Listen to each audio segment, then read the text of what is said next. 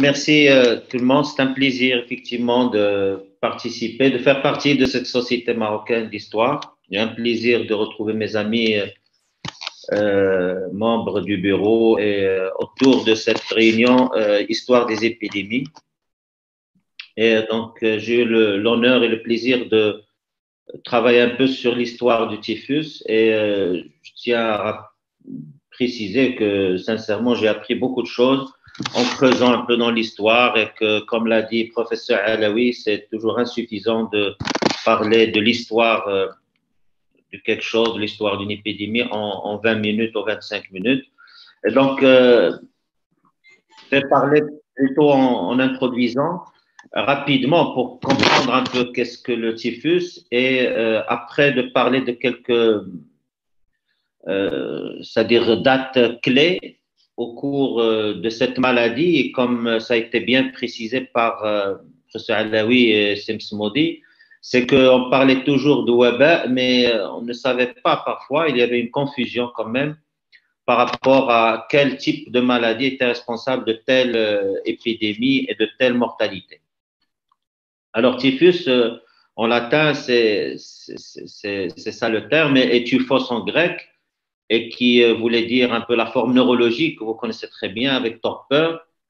C'est une maladie infectieuse contagieuse et qui était transmise par les poux. Et on verra à chaque étape l'histoire de chaque découverte, c'est-à-dire la découverte de l'agent qui transmet le typhus, qui sont les poux, la bactérie responsable, les rickettsia.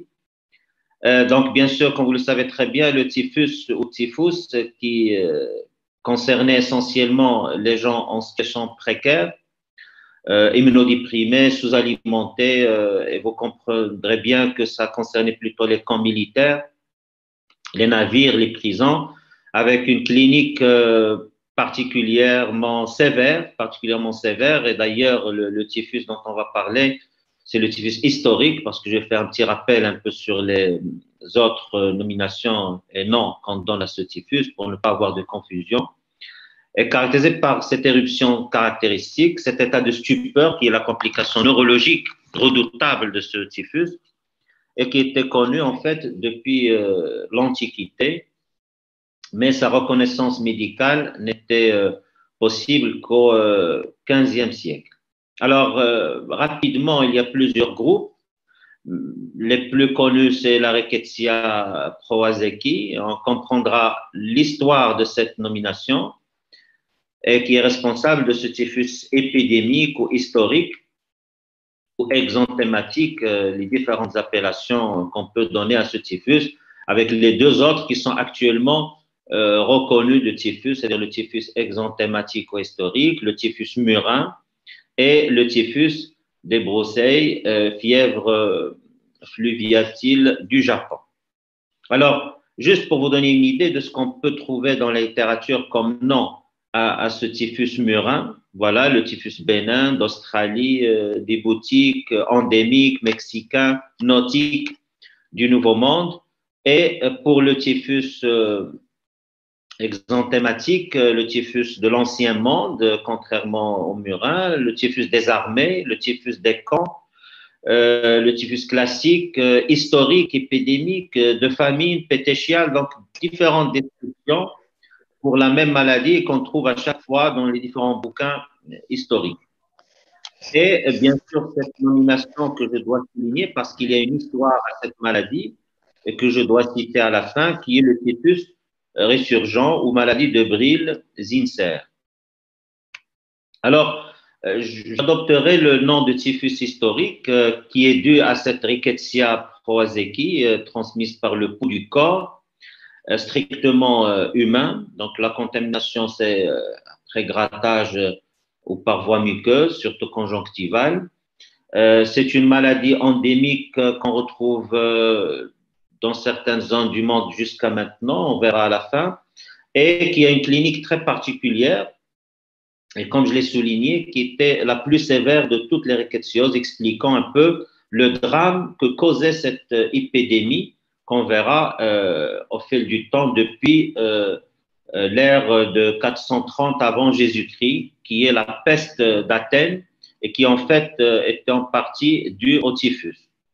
Alors, les caractéristiques cliniques, c'est cette ascension thermique majeure dès le premier jour, l'apparition de l'éruption, le maintien de cette fièvre et la complication redoutable qui est l'atteinte neurologique où le malade est prostré, inerte, indifférent.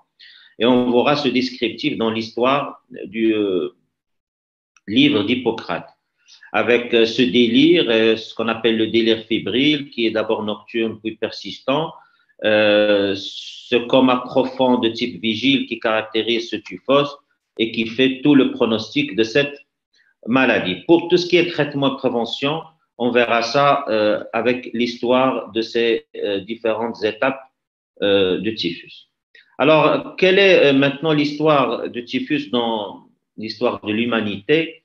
Je peux citer cette citation, c'est que l'histoire, elle permet effectivement de se remémorer les erreurs et le prix de la répétition, parce qu'on va voir maintenant, c'est la répétition d'erreurs, effectivement, et le prix payé par la répétition de ces erreurs qui sont les guerres qu'on verra au cours de ce diaporama. Alors, l'histoire de typhus, effectivement, a été liée d'une façon intime à l'histoire de l'homme et surtout de ses batailles depuis la grande peste d'Athènes qui a duré 5 ans, donc entre 430 et 425 avant Jésus-Christ, et qui a tué donc près du tiers de la population de la ville d'Athènes. Et dans le livre, c'est-à-dire le premier livre de l'Épidémion d'Hippocrate, elle donne une description qu'on peut lire ensemble et qu'on trouve également dans certains livres que je conseille de lire. C'est ce magnifique bouquin qui est l'Epidemics and the War et qui parle un peu de l'impact des maladies dans les conflits historiques majeurs. Et on le verra effectivement que l'apparition de certaines épidémies, elles ont changé le courant de certaines batailles et de certaines guerres à travers l'histoire.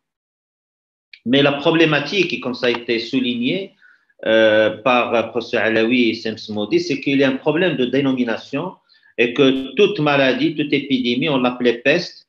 Effectivement, quand il y a une surpopulation, ça peut correspondre à plusieurs maladies, le typhus, la dysenterie, la fièvre jaune, le choléra, le scorbut et la variole, comme ça a été cité.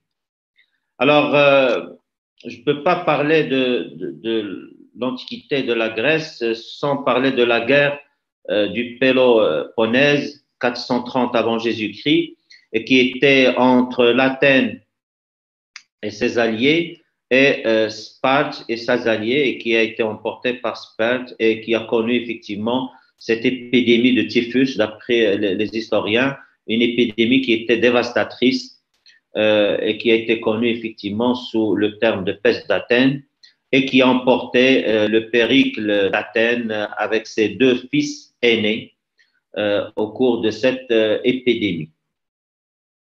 Et là, on voit dans le livre 2 de la guerre du Péloponnèse de Thucydide, avec traduction de Roussel, voilà un descriptif magnifique qui décrit l'état des patients. Sans aucune cause apparente, alors qu'ils étaient en pleine santé, ils commençaient par ressentir brusquement à la tête une chaleur brûlante, accompagnée de rougeur et d'inflammation des yeux.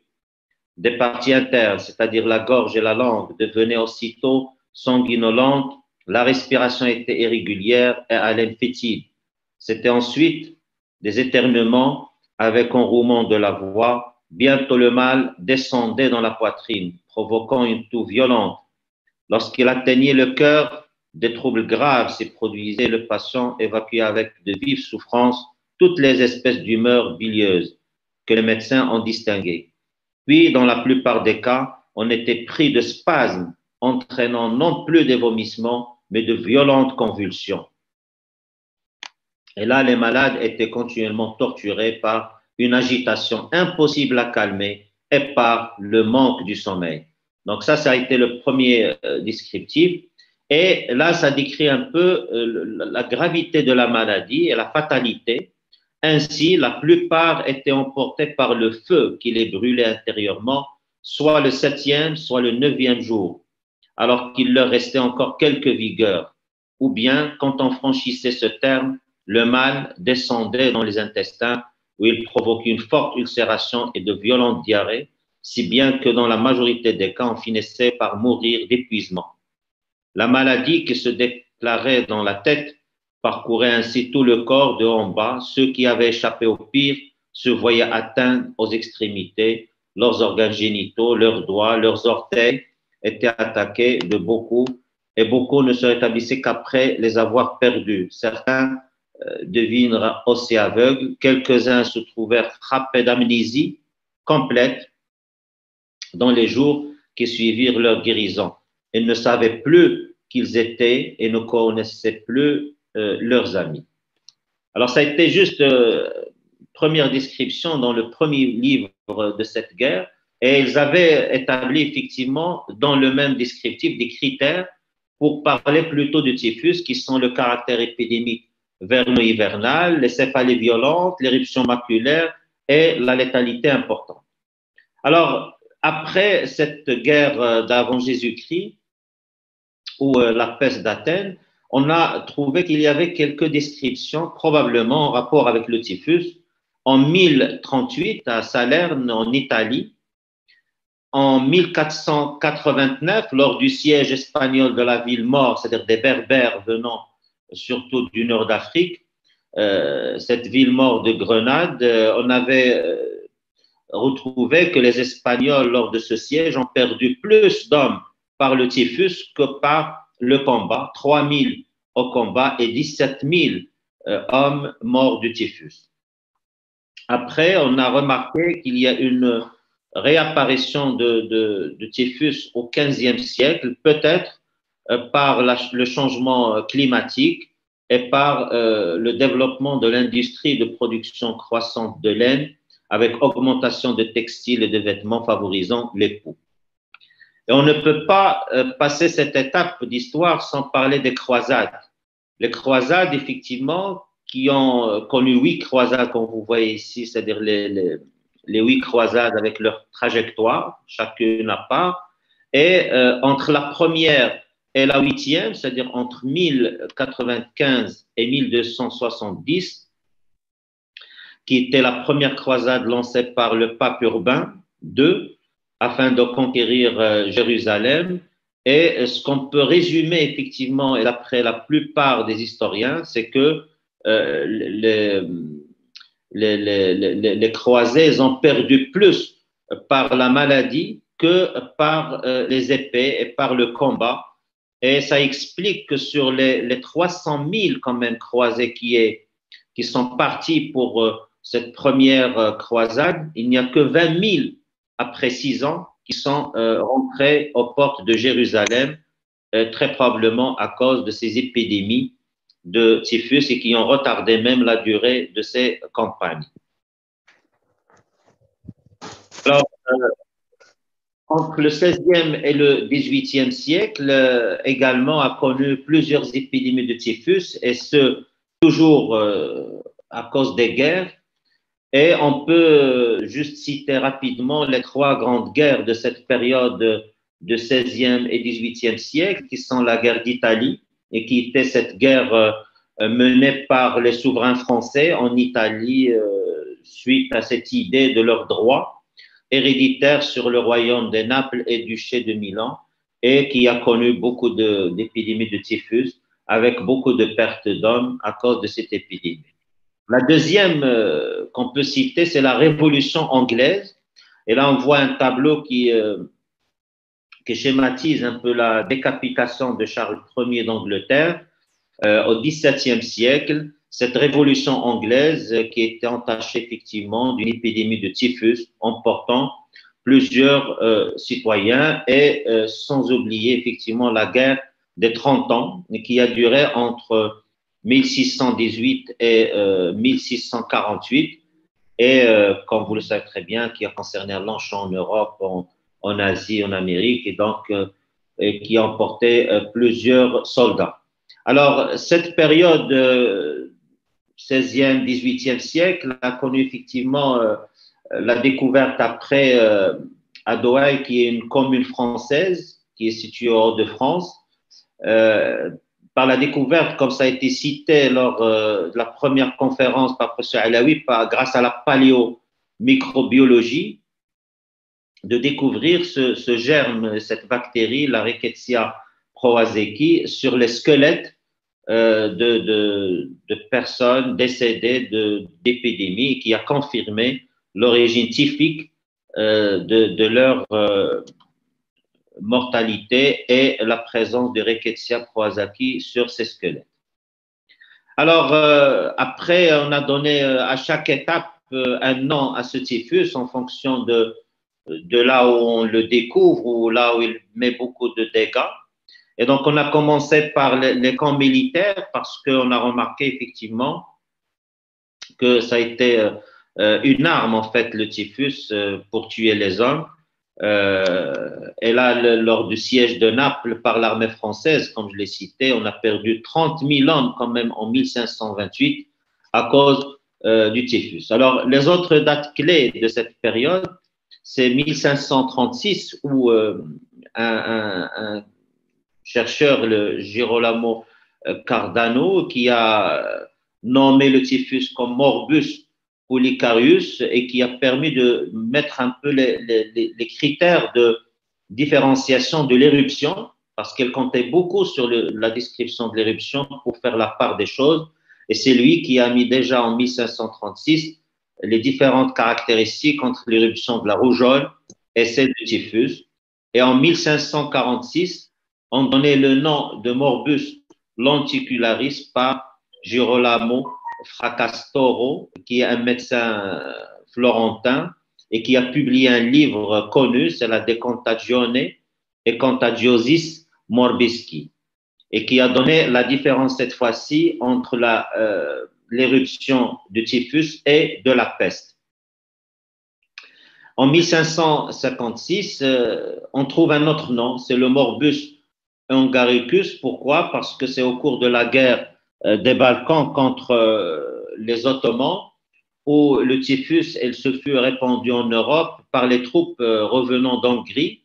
Et c'est pour ça qu'on a donné un peu ce nom Hungaricus à ce Morbus à cette période.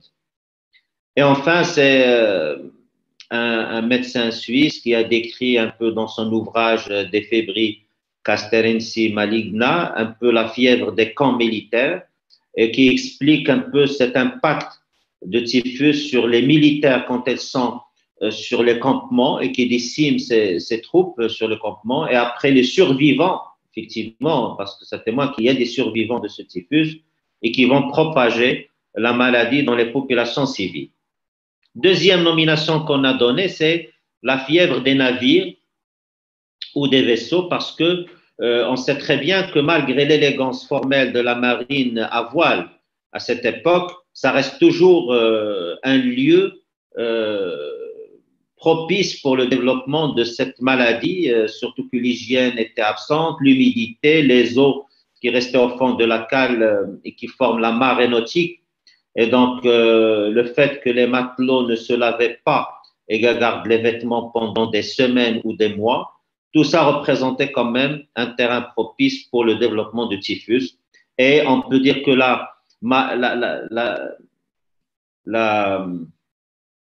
c'est-à-dire les navires qui ont perdu, c'est la Navy, c'est-à-dire c'est la Royal Navy, et qui ont perdu plusieurs hommes à cause de ce typhus qu'ils appelaient le typhus nautique ou typhus murin à cette époque. Et on peut dire que, je vais le citer, c'est que dans le Royal Navy, au cours de la guerre des 7 ans cette fois-ci, pas des 30 ans, la Royal Navy, ils ont perdu 150 000 hommes, 70 000 par désertion et 75 000 quand même par maladie contre 1500 au combat. Et là, on voit que la maladie a nettoyé plus de soldats que le combat lui-même. Et enfin, le nom qu'on donnait, c'est la fièvre des geôles ou des prisons. Et là, je vais passer vite parce que vous le savez que les prisons étaient également un site propice pour le développement de cette affection qui est due au manque d'hygiène, à l'entassement de personnes. Mais ce qui est intéressant à souligner, c'est que ce typhus ne touchait pas uniquement les prisonniers, et qui mouraient plus par le typhus que par les peines données au cours des assises. L'évaluation de l'État britannique, par exemple, a donné un quart des prisonniers, ils mouraient chaque année à cause de cette fièvre des géoles. Mais le plus intéressant, c'est que on appelait à la fin des années 1500 ces assises comme assises noires parce que il y avait également les juges qui meuraient de ce typhus contaminés par les prisonniers. Et entre autres, il y a le sir Robert Bell, qui est le chancelier de l'Échiquier, qui est une place étatique très, très importante en Angleterre et qui mourait en 1577 par typhus. Là, c'est juste des tableaux qui schématisaient un peu le typhus britannique. Et là, le pouls a pris beaucoup de valeur parce que certains peintres commençaient donc à mettre des tableaux spécifiques. Ça, c'est le tableau par Jules van Kreisbeek, le smoker qu'on voit ici et qui a donné ce tableau, c'est-à-dire l'écraseur du pouls, ou encore la chasse au poids à la chandelle qu'on voit ici, et tout ça, c'est suite à ces épidémies du typhus. Alors, pendant cette époque, on parlait d'une épidémie de 1836 qu'on a appelée le typhus des Arabes, et que malheureusement, je n'ai pas trouvé plus de détails sur ce livre que j'aurais aimé, c'est-à-dire feuilleter pour avoir un peu plus de détails sur cette nomination de typhus des Arabes. Alors, au 19e siècle, je ne peux pas passer sans parler de la guerre de Napoléon. Pourquoi? Parce que le typhus, effectivement, a changé la donne au cours de cette bataille de retraite de la Russie. Et ça figure sur un chapitre à part dans ce bouquin de l'Epidemics and War, ou effectivement un deuxième livre magnifique sur le Illustrious Date qui décrit un peu l'histoire, comment le typhus a tué l'armée forte de Napoléon. Et on a dénombré quand même 20% de soldats de Napoléon sont décédés par le typhus, ce qui fait 100 000 soldats au cours de la retraite de Russie. Alors, les autres événements qu'on peut décrire au cours du 19e siècle, à côté de la guerre de Napoléon et de l'impact de typhus sur sa trajectoire, c'est la grande famine irlandaise, où il y avait 700 000 victimes quand même par le typhus sur 6 millions de personnes, d'habitants.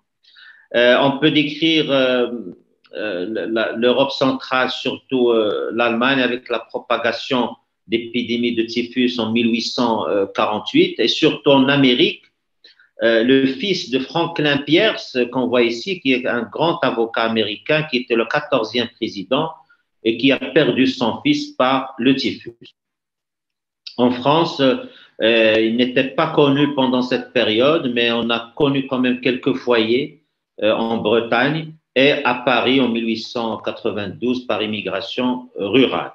Alors au XXe siècle, ce qu'on peut citer comme donne importante, c'est que au cours de la Première Guerre mondiale, on peut diviser le monde en deux, c'est-à-dire il y a le côté ouest où il y avait l'armée française et le côté est, Russie et Allemand, Pologne et Roumanie.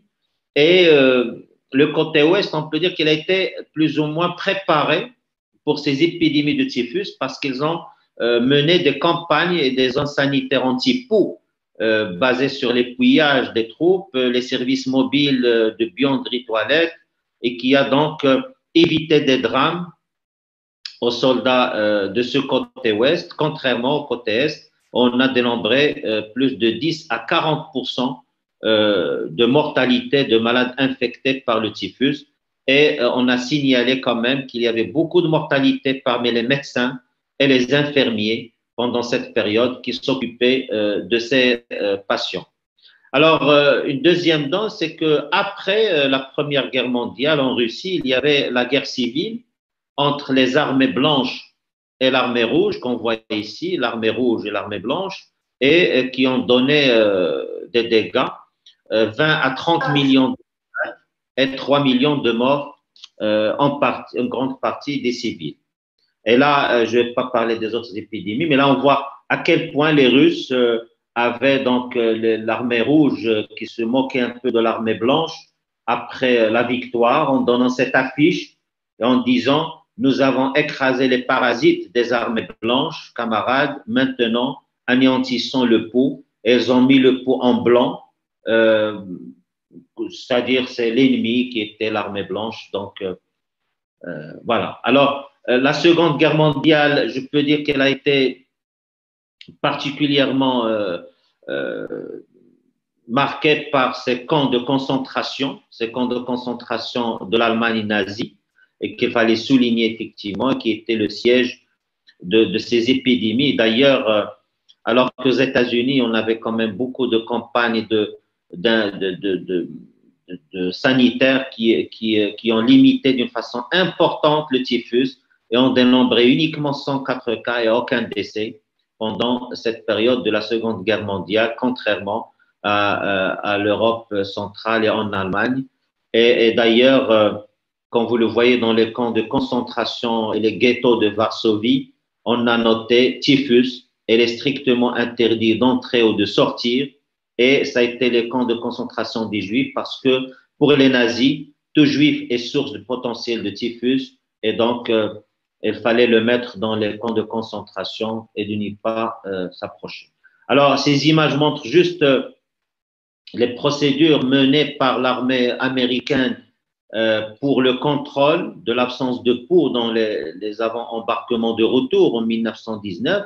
Et là, c'est l'utilisation de cet insecticide, le DDT, que vous connaissez très bien et qui a participé en partie à l'éradication de cette maladie. Alors, on a trouvé rarement, effectivement, depuis cette période, quelques articles qui parlaient du typhus exanthématique et fièvre récurrente en Europe et en Afrique du Nord, et qui a donné quelques chiffres, et on se limite au cours de cette présentation pour le Maroc, et qui a donné des précisions un peu sur l'augmentation des cas. On voit un pic en 1942-1943 des cas de typhus. Ça, c'est les régions avec une distribution en Afrique du Nord et au Maroc, on voit un peu le nombre de cas par 100 000 habitants en fonction de la région du pays. Ça, c'est juste les diagrammes qui montrent un peu les pics.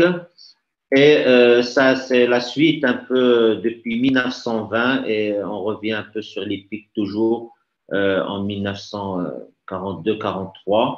Et là, c'est juste pour souligner qu'effectivement, il y avait cette augmentation de cas, mais ils ont souligné que les campagnes massives de vaccination avec le vaccin bilier de blanc, et on verra rapidement sur une diapo l'histoire de ce vaccin blanc, et qui a quand même enrayé l'épidémie du Maroc. Là, on voit quelques centres de traitement du typhus. Et là, c'est les campagnes de vaccination par les officiers du protectorat français et qui participaient effectivement à ces campagnes de vaccination. Et ça, c'est dans la région de Tsafilet, particulièrement. Alors, depuis, on ne note pas vraiment dans la deuxième moitié du XXe siècle de cas de typhus, à part dans la Corne d'Afrique, quelques cas en Russie, 97, le Pérou, 98, et quand il y a des particularités. Alors, durant cette période, j'aimerais bien partager cette publication intéressante qui parlait que la rickettsie peut être un agent utilisé en bioterrorisme. Pourquoi? Parce qu'elle a beaucoup de caractéristiques. C'est la persistance chez l'hôte, c'est la transmission, la dose infectieuse basse qui peut être basse et l'association importante à la morbidité et à la mortalité. Et ça a été publié par Azad en 2003 et 2007. Alors, le vecteur, je dois souligner que le vecteur, c'est le pot. Il a été découvert par Charles Nicolle en 1909, qui était à Tunis, à l'Institut Pasteur de Tunis, et qui a donné lieu à beaucoup de campagnes de lutte contre le typhus, à la recherche vaccinale, l'insecticide, l'antibiothérapie, et qui lui a valu le prix Nobel en 1928. Ça, c'est Charles Nicolle dans son laboratoire. Et là, c'est Charles Nicolle à l'Institut Pasteur de Tunis.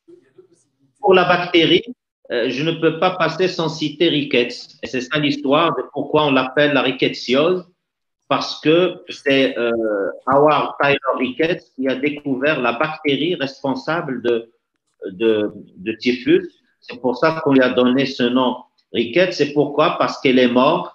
Ricketts, elle est morte à un âge très jeune, infectée par cette bactérie, par le typhus. Elle est morte du typhus dans son laboratoire de ses recherches. Là, je parle rapidement. Elle est morte en 1910 d'une façon accidentelle. Elle a été contaminée d'une façon accidentelle. Et donc, ça, c'est Ricketts dans son laboratoire. Et elle a eu beaucoup de mérites. Et même une fondation a été créée en son nom. C'est la Howard Tyler Ricketts Foundation. Et je ne peux pas passer sans citer Proazec. Proazec, c'est pour ça qu'on donne le nom de la rickettsiose proazeki, parce que c'est le deuxième nom qui a participé à la description de cette bactérie qui a confirmé son rôle dans la transmission. Enrique Daroca Lima est un collaborateur de Proazec. Et pourquoi il n'a pas donné son nom? Parce qu'il a vu que l'honneur revient à Proazec et à Ricketts parce qu'ils sont décédés, les deux, de typhus, contaminés d'une façon accidentelle au cours de leur recherche. Alors, l'histoire des tests, c'est Weil et Félix, que vous connaissez maintenant, le test de Weil et Félix. Ça, c'est Monsieur Félix, né en 87 et décédé en 1956. C'est un microbiologiste anglais d'origine polonaise et qui a été à l'origine de ce test de Weil et Félix pour le diagnostic des rickettsioses, qu'on sait maintenant qui a été surmonté par des tests plus avancés par immunofluorescence dans les pays développés. Alors, les traitements, il faut savoir que l'histoire, jusqu'à milieu du XXe siècle, il n'y avait pas d'antibiotiques, pas de traitement. Et les premiers, c'est en 1947 par la chloramphénicol et 53 par les cyclines, qui reste un peu le traitement de référence jusqu'à maintenant. Alors, pour l'hygiène, il faut savoir juste que ces mesures d'hygiène d'épouillage à la vapeur étaient des procédures un peu très efficaces qui étaient mises en place par l'armée américaine au niveau de deux frontières, au niveau d'El Paso sur les frontières mexicaines et au niveau d'Ellis Island à New York pour les immigrants venant d'Europe. Alors, l'histoire des vaccins, pour terminer, c'est comme actuellement. Bon, comme actuellement, on assiste à la même chose, c'est qu'il y avait beaucoup de pays qui voulaient produire des vaccins contre le typhus. Et le premier était polonais en 1930. Deux vaccins français après, le vaccin blanc qu'on vient de voir sur l'histoire du Maroc et campagne de vaccination. Et c'est un vaccin atténué, un vaccin tué, inactivé. C'est ce qu'on appelait le vaccin de Durand et Géraud en 1940. Après, il y a les Américains qui ont développé le Cox, le vaccin de Cox, les Allemands qui ont pris également après. Là, on voit une photo de l'armée américaine avec vaccination obligatoire.